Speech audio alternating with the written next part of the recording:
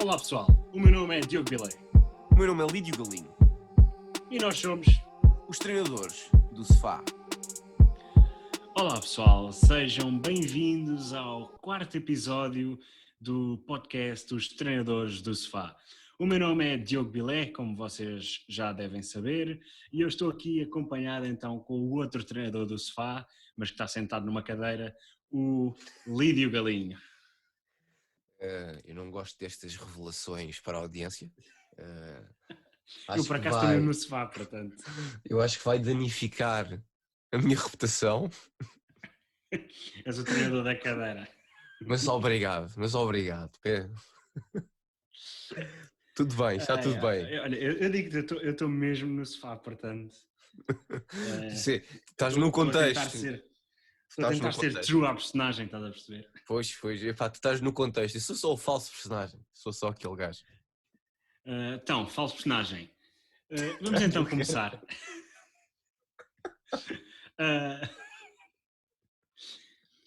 Estamos aqui a rir, mas vamos começar então com um tema aqui desta semana no mundo desportivo, que não é assim tão engraçado, que foi então a pandemia entrou em força no único desporto que não tinha parado realmente até agora.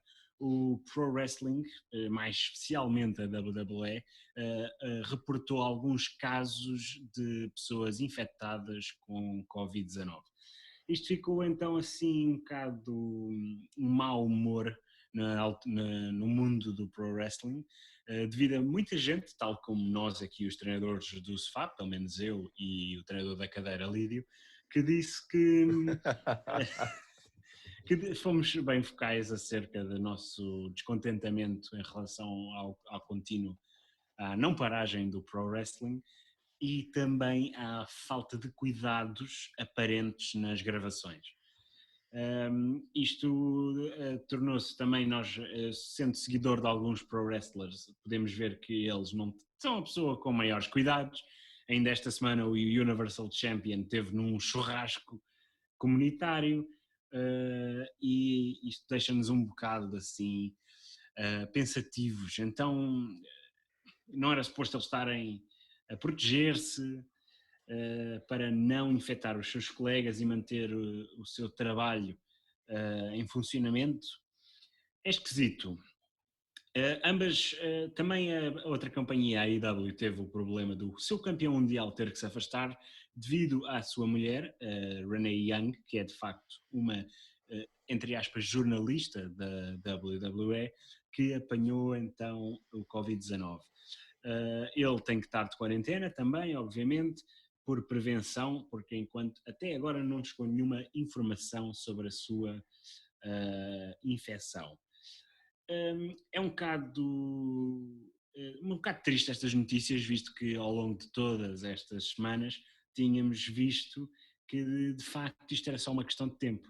E agora o que é que vai acontecer? As companhias terão que parar, as companhias vão continuar com os wrestlers não afetados. Como é que isto vai tudo desenvolver na vida destas pessoas?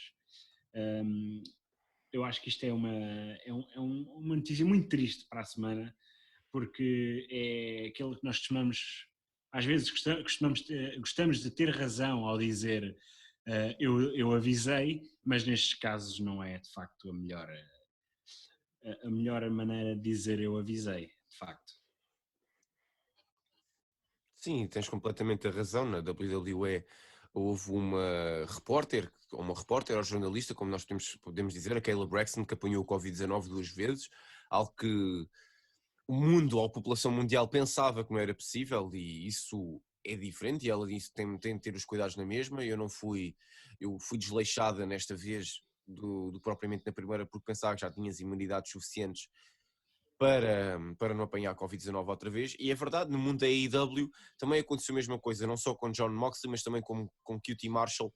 Teve em contato com pessoas que depois foram confirmadas a Covid-19, e várias pessoas da AEW também tiveram de ser retiradas do show, não só QT Marshall, mas com muitos dos seus alunos que foram retirados do show assim da AEW.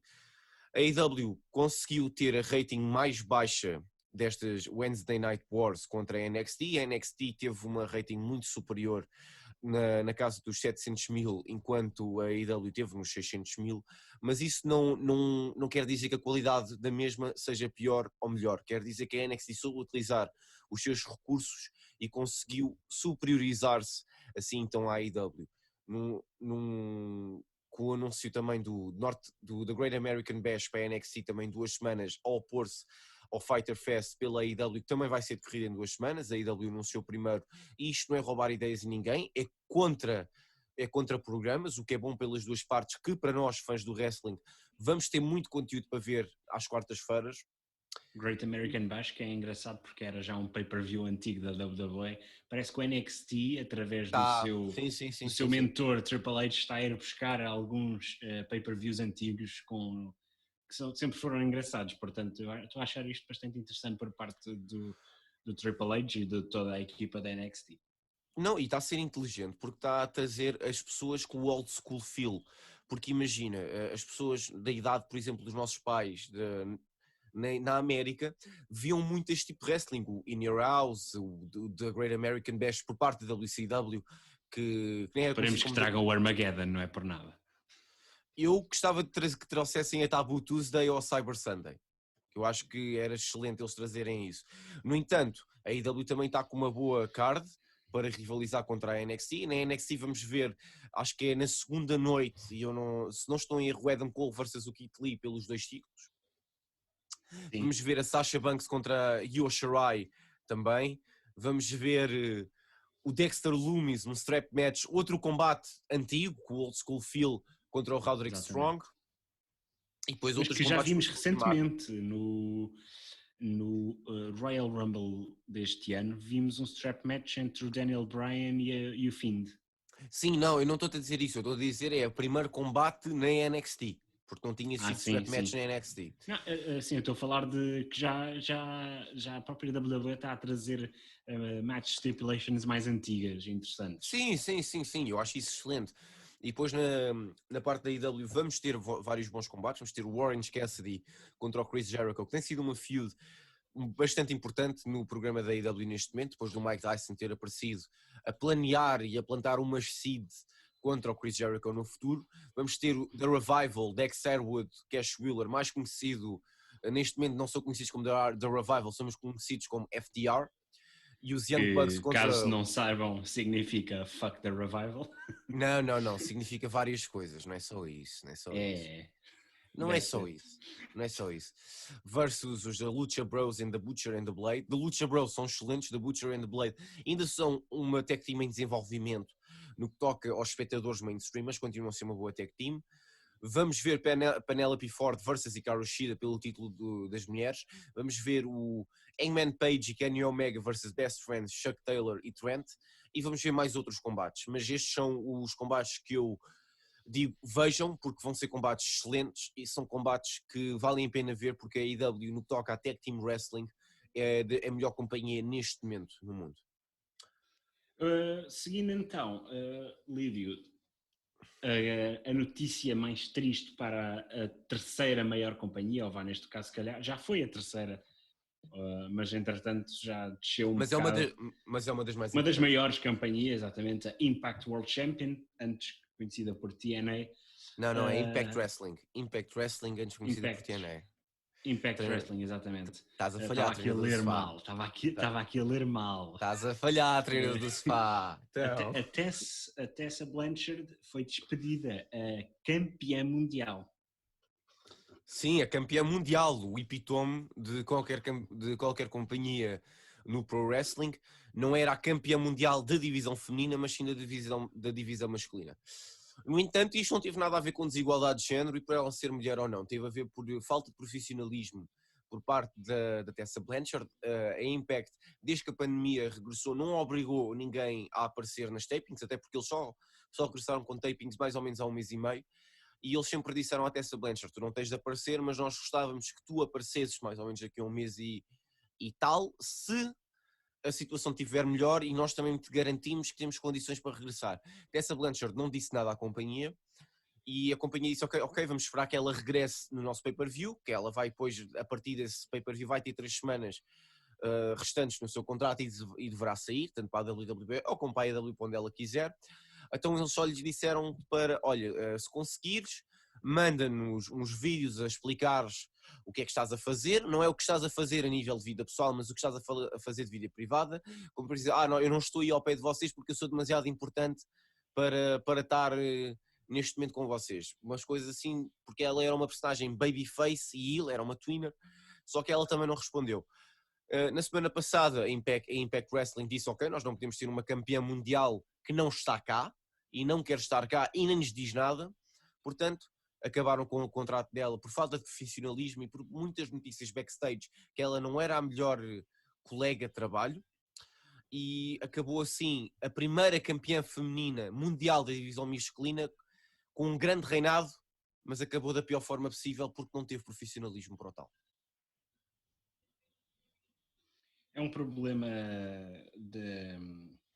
dos wrestlers hoje em dia, é que há muitos que têm vindo cá para fora muitas notícias más. Isto é um período negro nesse momento para o pro wrestling, e para nós fãs ficamos de facto desiludidos. A Tessa Blanchard tem muita capacidade, tem uma possibilidade de se tornar uma das maiores estrelas femininas, e acaba por ter assim um mau profissionalismo e acabar por sair da Impact Wrestling, uma companhia que está a reerguer-se e está a tentar voltar à ribalta. Chegou até mesmo a ter uma mini guerra com a WWE na altura.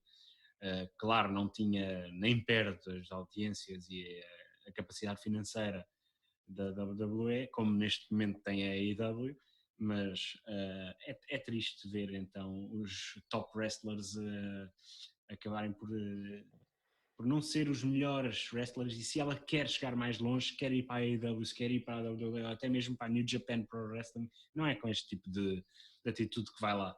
É triste, e é mais uma notícia triste ao longo da semana por parte Sim, do claro. segmento do Pro Wrestling. Claro, e aquilo que estavas a dizer no Japan Pro Wrestling, ela poderia ir para a New Japan Pro Wrestling se lutasse contra os homens. Só que existe um problema no Japão que, a não ser nas companhias que tu vejas como a DDT, que é uma companhia mais cómica, que é mais de leve, a New Japan Pro Wrestling não gosta de ter mulheres no seu roster, porque eles até não têm uma divisão feminina. Tem neste momento a Stardom, que faz parte da New Japan Pro Wrestling porque foi comprada pelos acionistas da companhia que tem então assim a New Japan Pro Wrestling, mas eu adorava ver até essa Blanchard, por exemplo, lutar contra lutadores como o Tomohiro Ishii, só se for noutras companhias, visto que a New Japan Pro Wrestling no que toca a esses casos é muito, muito, muito, muito restrita.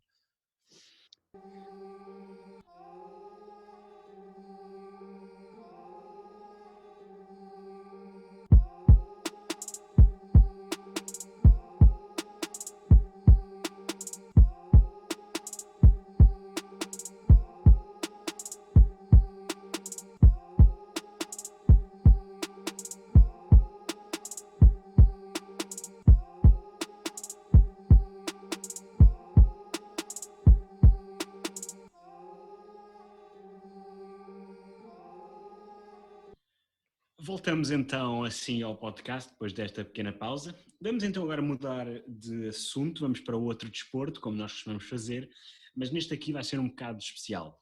O nosso treinador da cadeira, o Lídio, e quase todos os fãs da NBA tiveram então uma notícia triste esta semana.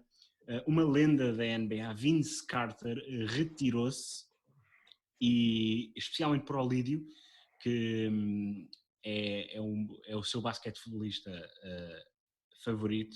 Ele teve esta notícia triste e eu tenho a certeza que ele quer dedicar então aqui este segmento ao Vince. Lídio, podes take the lead, como se costuma dizer. E bem-vindos ao meu monólogo, o treinador da cadeira. Não, agora fora de brincadeiras, sim, Vince Carter foi o meu jogador favorito, e no ano em que nós perdemos Kobe Bryant e a sua filha num desastre aéreo, o Undertaker retira-se, o Mathieu também retira-se. Eu acho que o Vince Carter retirar-se nestas condições foi das piores condições para retirar-se devido à ilustre carreira que teve. Vince Carter começou na NBA em 1998, num draft onde ele tinha sido escolhido pelos Golden State Warriors e logo a seguir foi trocado para os Toronto Raptors. Uma coisa que naquela altura e hoje em dia também não se pensava que os jogadores norte-americanos gostassem em ir para o Canadá, porque o Canadá naquela altura era completamente diferente do que era hoje em dia. Era um país completamente cheio de culturas, como ainda é hoje em dia. Toronto tem vários, não só bairros sociais, mas bairros culturais que são conhecidos pelo mundo e os jogadores aceitam bastante isso. Os jogadores que saem do Canadá para a NBA têm essas vertentes culturais e são canadianos, mas adoram o ambiente de Toronto, mas antigamente não tinhas vida em Toronto, não tinhas uma discoteca para sair, as discotecas para onde tu tinhas não vendiam, isto no contexto dos jogadores da NBA, que são jogadores que precisam de estar em festas e desanuviar a cabeça depois de um calendário bastante comprido, e tinha um sistema completamente diferente do que a América teve. Quando o Vince Carter chegou à NBA, o Vince Carter tinha lá o seu primo, Tracy McGrady, e conseguiu desenvolver um grande laço familiar com ele e também com a família dos Toronto Raptors. O Vince Carter investiu em Toronto, investiu nas discotecas de Toronto, investiu na cidade em si, conseguiu tornar Toronto e o Canadá, não foi só Toronto, num país de basquetebol e não de esportes de inverno. O Vince foi sem dúvida um dos jogadores mais atletas a nível de atleticismo e de fazer coisas que nós não pensávamos que eram possíveis, mas foi um jogador líder e era líder de uma equipa jovem, líder de uma equipa que tinha acabado de ser fundada e ele conseguia fazer de tudo um pouco. Como conseguia lançar da linha dos 3 pontos, como conseguia fazer afundanços incríveis, como foi no Dunk Contest de 2000, onde foi a primeira vez que o via jogar, por highlights, não porque naquela altura eu não via ainda a NBA, comecei a ver a NBA um pouco mais tarde. Vince Carter era daqueles jogadores que quando nós olhávamos para ele ficávamos espantados pelo tudo aquilo que ele fazia. Ele pegava na bola, conseguia fazer uma fundança 360 e logo a seguir lançar da linha dos 3 pontos e fazer um bloco e defender. Ele era shooting guard de posição, mas conseguia jogar a small forward e era um dos jogadores mais versáteis da NBA no que toca àquelas duas posições. Ele teve uma saída muito controversa por parte dos Raptors, mas durante muitos anos ele manteve recordes e recordes excelentes que nunca ninguém pensava que iriam ser alcançados por outro jogador e foram alcançados pelo jovem DeMar DeRozan que ao modelo do Vince Carter não só pôs aí para o Canadá e deixou-se ir pela vida canadiana e adorou. Até depois de uns anos também ter tido uma saída controversa, um bocado à imagem do Vince Carter.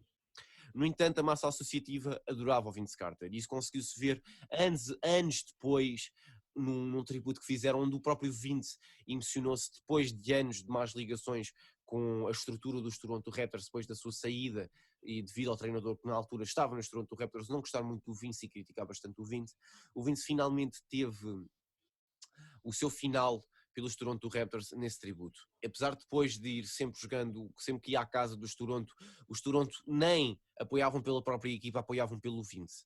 Só para verem o amor que Toronto e o Canadá tinham ao Vince Carter. Vince Carter foi conhecido e é conhecido ainda hoje em dia como um mentor e um líder, como eu já referi, mas mais como um mentor. Ele foi conhecido, ele tem jogado em equipas jovens, tinha jogado em equipas jovens e tem jogado e ajudar jovens jogadores. Na sua última equipa, os Atlanta Hawks, ele jogou com um jogador que é o Trae Young, que para muitos pode ser conhecido como uma jovem revelação e muitos dizem que é o novo Steph Curry. O Vince Carter jogou com o pai do Trae Young e o Trae Young era ainda um jovem. O Trae Young nasceu depois da estreia do Vince Carter e continua a admirar o Vince Carter. Vários jogadores jovens continuam a admirar o Vince Carter sem ter a noção de ter o visto a jogar. Eu nasci depois da estreia do Vince Carter e não tinha a noção de ter o visto a jogar. O Vince Carter é sem dúvida um dos jogadores mais resistentes e resilientes que nunca virava a cara para jogar e nunca virava a cara a qualquer desafio, apesar de nunca ter sido um MVP, nem nunca ter sido campeão. O Vince sem dúvida era um jogador excepcional que merecia tanto uma como a outra coisa. O Vince retira-se assim aos 42 anos, numa altura em que a Covid-19 conseguiu parar todos os campeonatos e ele não teve um último jogo.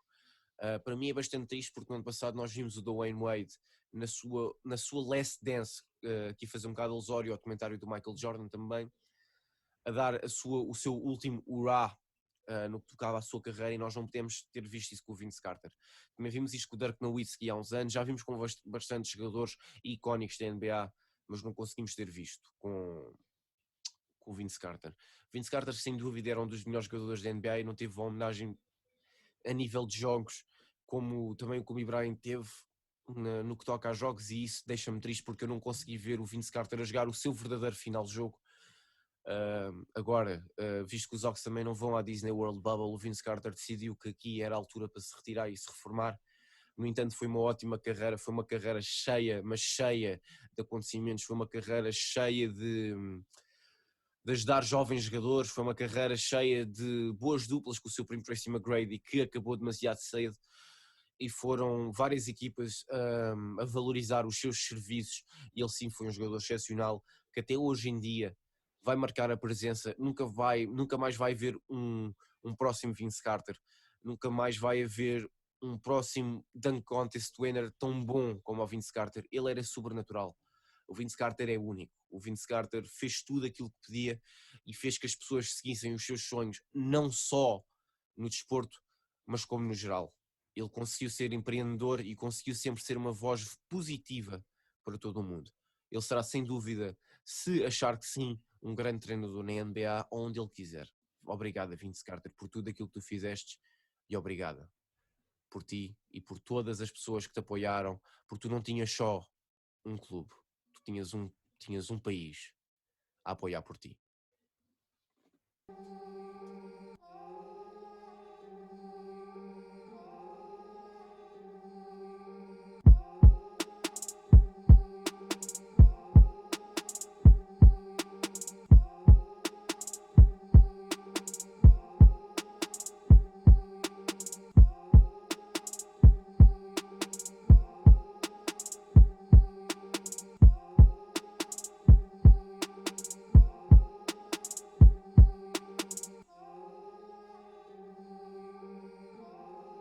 Boas, pessoal, sejam bem-vindos de volta aos treinadores do sofá.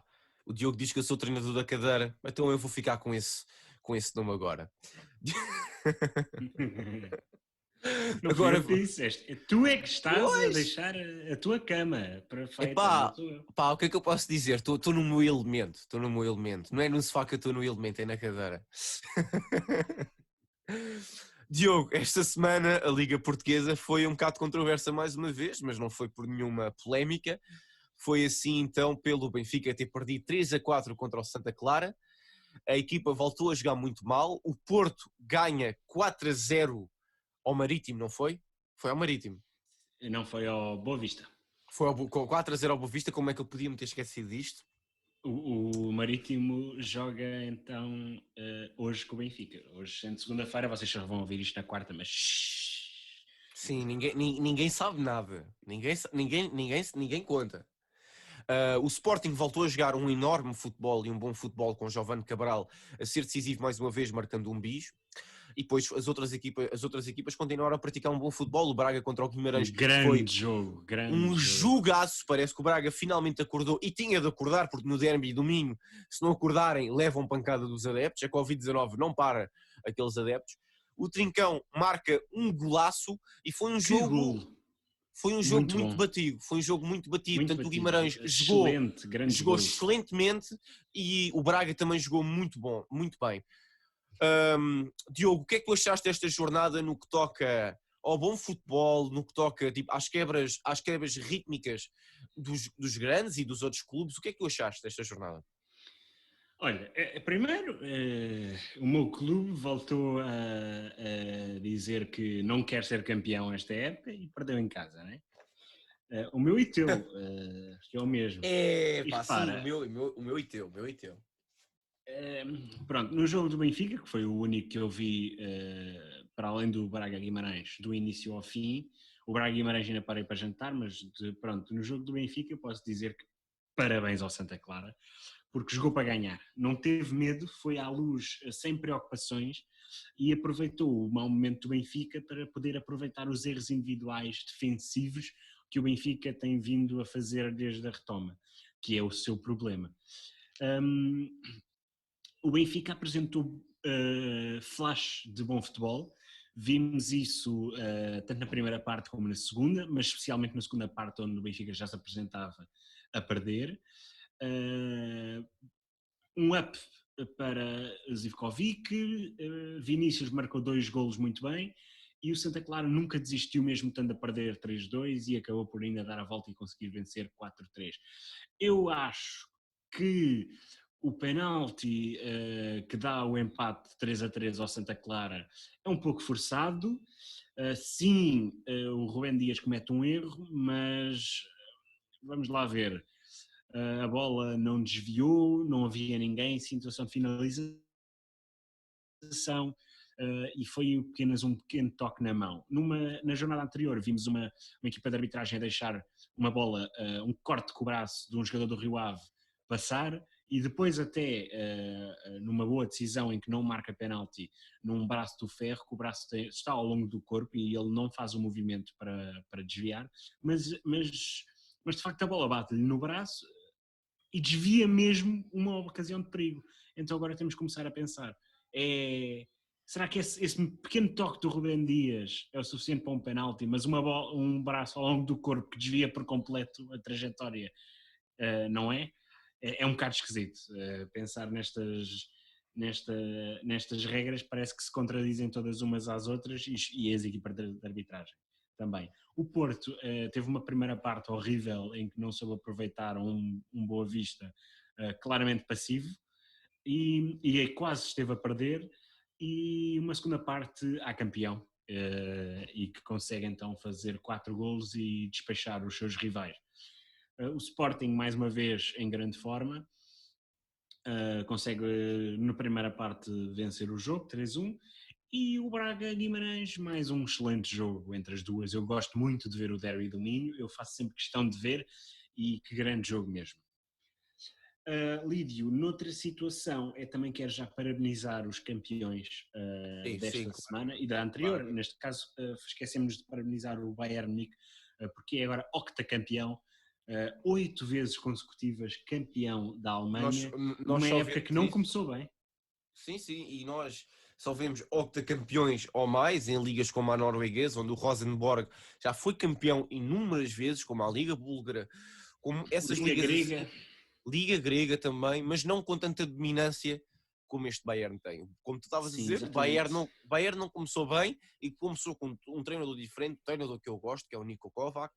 O Bayern já no ano passado queria despedir o Niko Kovac, mas com ele conseguiu ganhar tanto a Liga e, se não estou em erro, a DFB Pokal.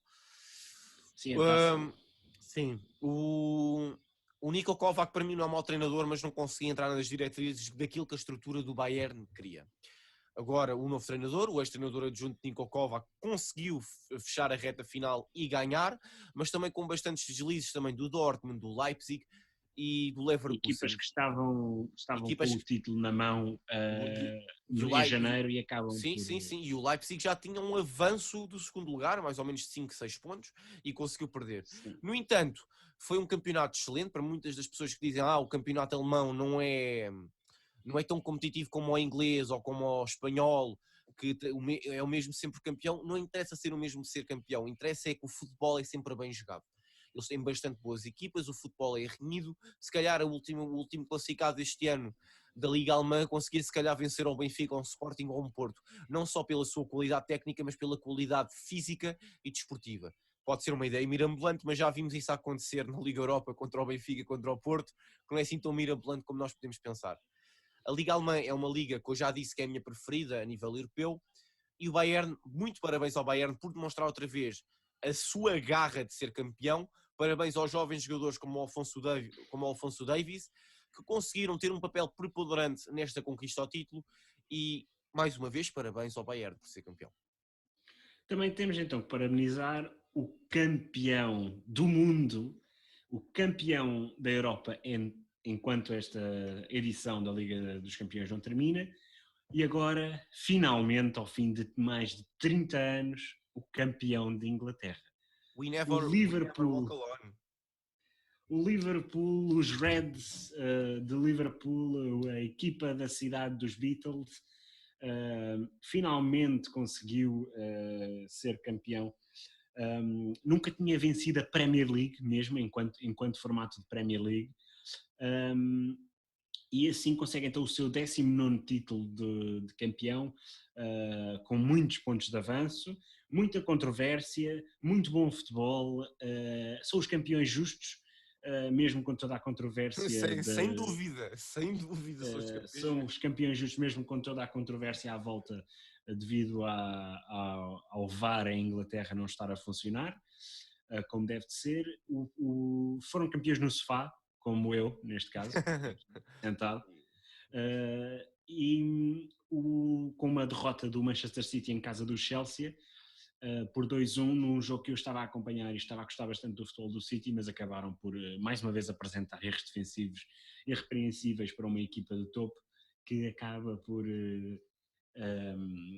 deixar então assim o título para o Liverpool. Sim, como tu estás a falar um bocado do City, o City fez os mesmos erros que o Benfica fez este ano, não apostaram no setor defensivo, achavam que aquilo que tinham iria durar para sempre e depois tiveram muitas lesões e acabaram por neste momento estar a jogar com o Fernandinho, que é um trinco médio centro e é um falso central, e com o Eric Garcia, que é um jovem central que neste momento também está lesionado. Mas passando desse aspecto, o Liverpool, parabéns por terem sido campeões.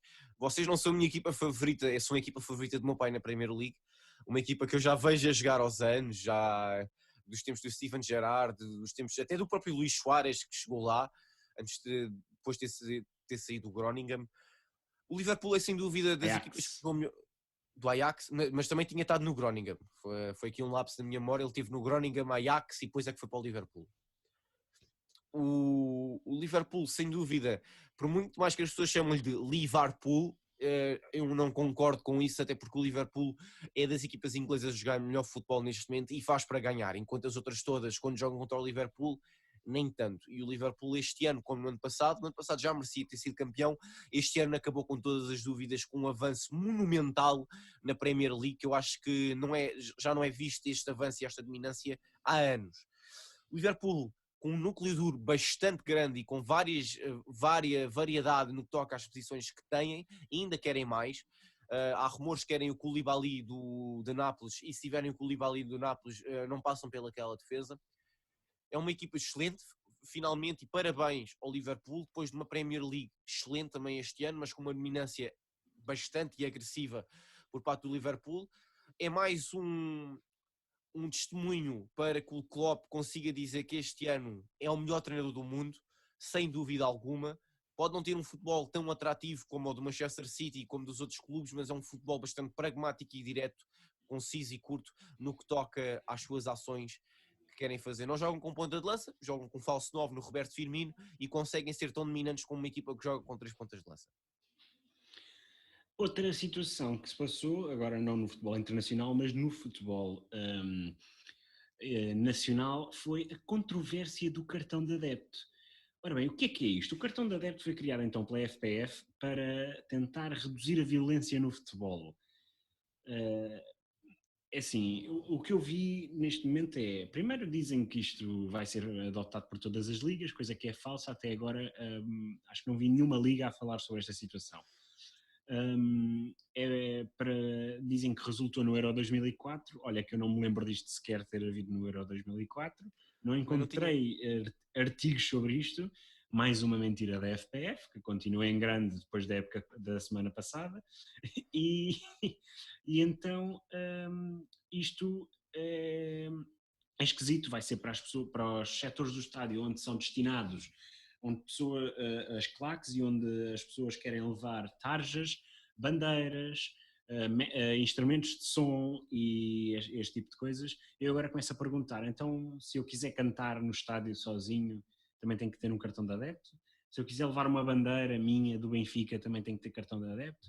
Isto é assim, é coisas que não foram bem explicadas, são uma coisa esquisitas, parece quase uma ditadura no futebol em relação às claques. Sim, as claques têm elementos podres, têm elementos maus, e ainda esta semana vimos coisas dos No Name Boys que não deveríamos ter visto, mas será que é com mais uma coisa para identificar, ainda por cima com pedidos lá no cartão, como por exemplo licença de porte de arma? Mas o que é isso? O que é que isso tem a ver com o futebol e seres adepto de futebol? Eu acho muito esquisito, acho muito mal. Eu sei, Lídio, ainda não tens uma opinião formada sobre esta situação, Sim, sim, sim, sim. mas pelo que eu vi nas notícias e em posts por todas as redes sociais, eu achei isto ridículo. Quero saber mais sobre isto, quero ter mais informações, quero que a FPF diga tintim por tintim o que é que espera com este cartão, porque isto está assim um bocado esquisito e parece quase uma, uma ditadura à volta do futebol em que não se pode fazer nada. O último tema aqui do futebol temos que deixar então uma palavra de apreço a um senhor do futebol que se retirou esta semana, Mathieu, o defesa central do Sporting, que tem sido um dos melhores defesas centrais da Liga Portuguesa consistentemente desde que chegou, apesar da sua idade mais avançada, um dos defesas mais rápidos, mais técnicos, com um excelente pontapé e uma excelente pessoa, que se retirou então esta semana devido a uma lesão grave no joelho que o retirava do resto da época. Queremos então parabenizar o Mathieu pela sua Ilustre carreira. grande carreira, a sua grande carreira ilustre de facto. Passou por grandes clubes como o Valência e o Barcelona, e pensou pelo Bordeaux, que acho que é o seu clube. Não, Toulouse. Se eu não estou em erro, é mesmo o Toulouse. Ele passou pelo Toulouse. Mas pronto, o Mathieu retirou-se então. É muito triste ver um grande jogador a sair, especialmente do nosso campeonato. Apesar de ser de um clube rival, nós teremos que apreciar os jogadores que temos cá. Como foi triste na época passada vermos a maneira como acabou a época e a carreira para Iker Casillas, um dos melhores guarda-redes de sempre. Para Luizão também, Jonas. Luizão, Jonas, Iker Casillas, Mathieu, jogadores que elevaram a nossa liga, que não são naturalmente portugueses, mas que se retiraram então cá e quase todos por lesão. O Luizão não, mas quase todos tiveram que se retirar por lesões e é triste ver isso a acontecer. Sim, o Mathieu é sim, sem dúvida um senhor no futebol, um central exímio, que decidiu vir do Barcelona porque não conseguiu jogar no Barcelona, não tinha falta de minutos para o Sporting e demonstrou a qualidade defensiva que ele tinha. Obrigado, Mathieu, por tudo aquilo que tu fizeste pelo futebol português, por tudo aquilo que tu fizeste também pelo futebol francês, depois de ter jogado no Sochaux e no Toulouse, e pelo que fizeste o Sochaux é o seu clube. Sochaux é o clube natural, é onde ele se formou. E foi, sem dúvida, um senhor no futebol, como eu já disse, um jogador exímio, um central muito imponente, que tinha um remate que invejava médios e pontas de lanças. Obrigado, Mathieu, por tudo o que faças e espero que te mantenhas dentro da estrutura do Sporting para conseguires dar mentoria aos jovens centrais e aos jovens jogadores que o Sporting tem neste momento. Obrigado, Mathieu, por tudo aquilo que tu fizeste. Lídio, vamos então para o nosso segmento semanal que estreámos no episódio passado. Se não viram, vão lá ver. Os ups and downs da semana, como nós dissemos, fomos retirar ao eu não disse nada, eu não disse nada, eu sou o treinador da cadeira e distancio-me de qualquer opinião tua. Lídio, quais é que são então os teus momentos altos da semana? Bem, os meus momentos altos é para já uma informação e uma atualização de um dos assuntos mais importantes que falámos no último podcast, que é a proposta do teto salarial do futebol feminino foi retirada por parte da FPF, depois de muitas críticas e duras contra a FPF, não só do nosso podcast, mas de todos os meios desportivos e mídia e também da página do Instagram Futebol Sem Género. Que eu volto a frisar para seguirem Futebol Sem Género para mais informações destas, porque temos que lutar por um futebol igual para todos. Sim, sem dúvida. E ainda bem que a proposta foi retirada e é bastante bom para tudo, para o futebol em si e para a igualdade. Isto foi uma das notícias mais positivas da última semana. O meu segundo up esta semana, para quem gosta de wrestling, para mim é Tag Team Wrestling. Nesta semana na AEW podemos ter visto, se calhar, dos melhores combates de wrestling deste ano, que foi as SCU contra os FTR. Os FTR, como já dissemos, also known as The Revival, os antigos Scott Dawson e Dash Wilder, agora como Dex Harwood e Cash Wheeler, puseram mais uma vez as suas capacidades em display na AEW e neste momento contra a SCU, para depois conseguirmos ver que vão lutar, como eu já disse, no Fighter Fest com os Young Bucks contra os The Butcher and the Blade e os Lucha Bros. Vai ser um combate excelente e a AEW consegue mais uma vez demonstrar que tem a melhor divisão de Tag Team Wrestling, mas também não vimos só bom Tag Team Wrestling na AEW, vimos também na SmackDown, onde os New Day contra os Lucha e os Lucha House Party contra o John Morrison in The Miz, foi um dos melhores combates da noite, sem dúvida, e contra o Cesaro e Shinsuke Nakamura, desculpem, e foi um dos melhores combates da noite, sem dúvida. O Tag Team Wrestling neste momento está-se a conseguir evidenciar na WWE, o que eu acho excelente, que há muitos anos não conseguiam ser evidenciados. Tivemos os Street Profits contra os Viking Raiders na Raw num combate excelente, e na NXT tivemos os Breezango contra os Imperium e a Shotzi Blackheart e a Tegan Nox pelos títulos da Tag Team Divisão Feminina contra a Sasha Banks e a Bayley.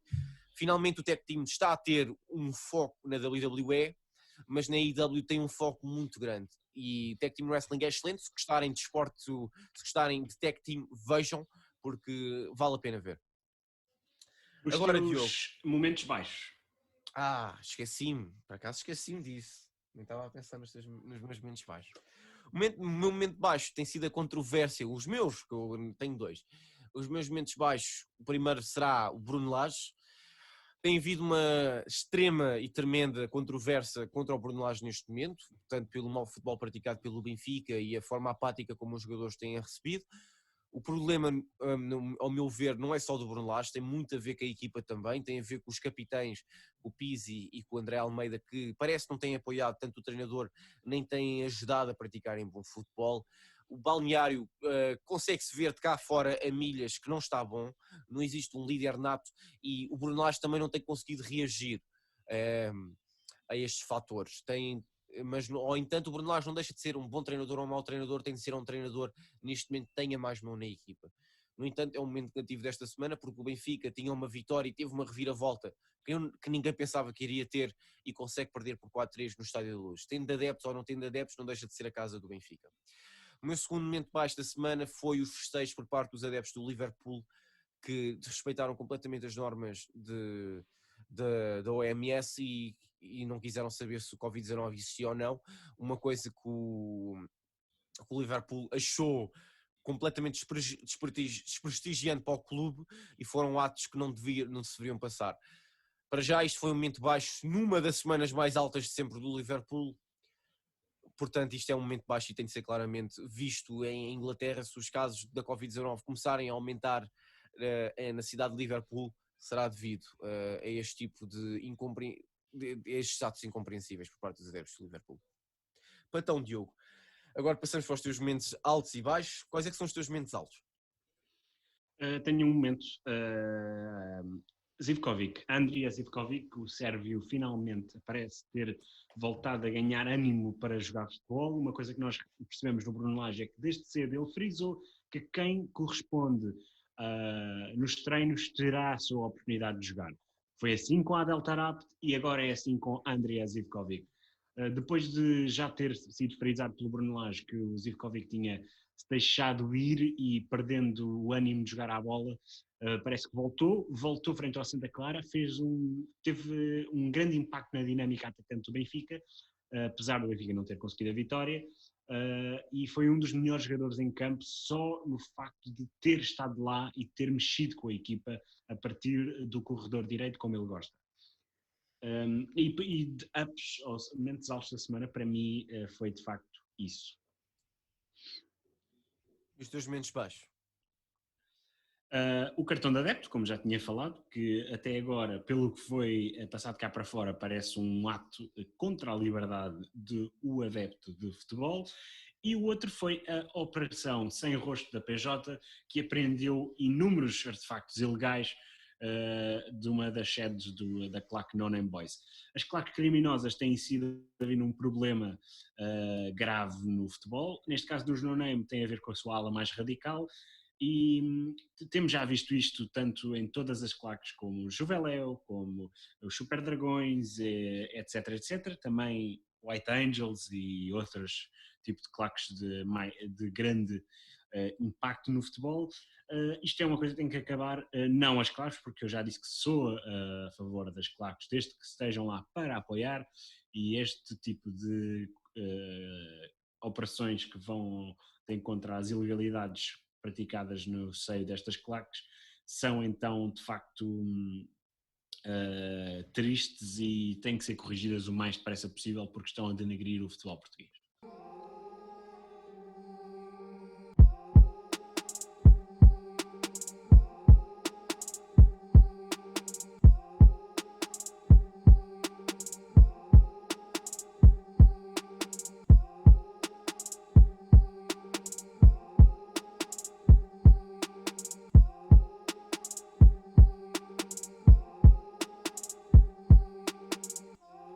Seguimos então para o outro segmento semanal, as nossas recomendações da semana. Lídio, tu tens uma recomendação? Tenho uma recomendação, sim senhor, e faz parte da Netflix. Quem gostar de esportes radicais vai gostar de ver este documentário. Este documentário não é só sobre um desporto, é sobre vários. Chama-se Atração pelo Perigo, por parte de Nuit de la Glisse. A atração pelo perigo fala-nos de vários desportos. Começa logo com uma onda bastante conhecida em Portugal, que é a Canhão da Nazaré, onde conta que vários surfistas têm adotado o estilo de vida português e vêm para Portugal viver só para surfar aquela onda. Não é uma onda qualquer surfista surf, mas sim big wave surfers. Vemos no documentário Toby Cunningham, um surfista da Califórnia, que preferiu o inverno frio de Portugal ao inverno quente e ao verão quente da Califórnia. Vemos a brasileira Maia Gabeira, a surfista feminina que surfou a onda mais alta a nível de mulheres no Canhão da Nazaré. E depois passamos para outros esportes, passamos para o ski, passamos para uma das mais conhecidas spots de ski que chama-se de Leamon, que é um dos sítios de ski mais bonitos que eu possa já ter visto em vídeos de ski ou documentários de ski. E vemos outros desportos, vemos um BTT acrobático na natureza, que é excelente, que faz parte de franceses e é muito bom. É um documentário que eu recomendo a ver, não vou contar todos os detalhes porque são muitos, mas é um documentário que eu recomendo a ver. Diogo, qual é que é a tua recomendação da semana? A minha recomendação da semana foi um filme que passou por acaso na RTP muito recentemente, que é então o Concussion, com a sua estrela Will Smith, que interpreta então um médico que expôs os problemas de facto das concussions, as contusões, que são lesões bastante graves e que não são levadas a sério na NFL, e ele expôs então a situação. Eu ainda não vi o filme, mas foi-me recomendado e eu achei que por bem também recomendar a toda a gente, visto que é eu como sou fã de pro wrestling, sei de facto o que é que as contusões podem fazer. Já vimos um wrestler a ter que acabar uma carreira devido a várias contusões, e neste caso o Daniel Bryan. Não só, vários. O Cody vários, Graves, mas o Daniel Bryan ficou então sim. Muito conhecido, até porque conseguiu depois curar-se vários anos depois, com tratamentos, mas não era esperado que ele conseguisse fazer isso, e é uma lesão muito grave que foi sempre escondida pela NFL, e foi um escândalo grande quando há uns tempos o médico conseguiu então trazer para a ribalta esta situação. É um filme bastante bom, com um excelente ator que é o Will Smith, que eu sou um grande fã, que já também teve noutros filmes de desporto representar uma lenda do boxe, que poderá vir a ser uma recomendação da semana, que é um dos meus filmes favoritos. E então eu recomendo então o Concussion, passem pela RTP nos últimos dias, penso eu que foi este domingo. Ontem. Exatamente, domingo, dia 28 que passou. Passem por lá, vão ver, ou então procurem em algum site ou comprem o filme.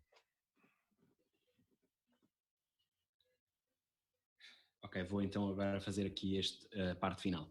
Sim, mano, eu não ia dizer mais nada. Okay. Desculpa. E é assim que fechamos mais um episódio do podcast Os Treinadores do Sofá, o 4º episódio. Queremos agradecer a todos pelo apoio que têm dado. Queremos agradecer à página do Instagram Futebol Sem Género que partilhou a nossa story de apoio. Queremos agradecer a toda a gente que tem de facto dado feedback e que continuem a dar, que comentem, que partilhem com os vossos amigos, que isto tem sido uma grande aventura tanto por parte de mim, o treinador do sofá, como por parte do Lídio, o treinador da cadeira. Isso é tudo mentira. É mentira, somos ambos os treinadores do sofá. Queremos estar então a trazer bom conteúdo para vocês. Deem o vosso feedback, deem a vossa opinião, que nós de facto agradecemos imenso. Nós comentamos sempre um com o outro, estamos em constante contacto para tentar melhorar o podcast para vocês, e talvez daqui a uns quantos episódios poderemos começar a ter conteúdo visual. Não prometemos nada, mas com esta situação toda que nos encontramos nesta altura é um bocado difícil podermos reunir para falar, mas vamos tentar fazer isso. Lídio, tens alguma coisa a dizer aos nossos ouvintes? Sigam-nos nas redes sociais, na página do Instagram Treinadores do Sofá. Sigam-me a mim e ao Diogo Bilé também nas nossas páginas pessoais do Instagram. A minha é Lídio from the Cliff, a dele é Diogo_Bilé. E também não se esqueçam, sigam-nos na nossa página do Facebook, onde ainda hoje vai sair uma crónica, essa então intitulada... Hoje, neste caso, hoje não, na segunda-feira. Não digam nada a ninguém. Saiu na segunda-feira. Sairá então assim segunda-feira. Ok. Quer dizer, já saiu para quem está a ver. Sim, já saiu para quem está a ver na página do Facebook e no Instagram. Muito obrigado desde já e fiquem no sofá, porque nós somos os treinadores do sofá, não da cadeira.